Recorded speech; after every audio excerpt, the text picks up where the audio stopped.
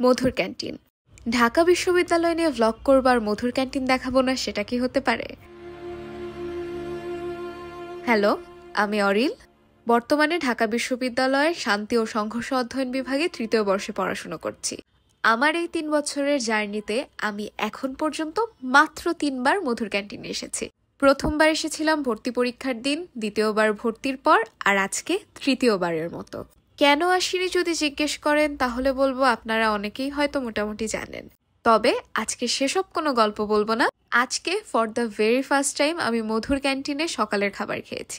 এখন don't ask me যে আপু আপনি সবসময় কেন কিমা পরোটাই খান। It's not my favourite food, but মনে হলো কম্প্যারিজন করতে ইজি হবে। বাট এই খাবারটার আসলে কম্প্যারিজনের কোনো প্রয়োজন নেই।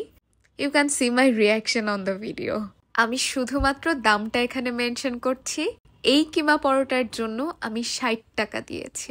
যাই হোক, historical place holds a different level of value. খাবার দাবারের এইসব হিসাব চলতেই থাকবে। So if you want to know more about Madhur canteen or wanted to know the history of Madhur canteen, do let me no.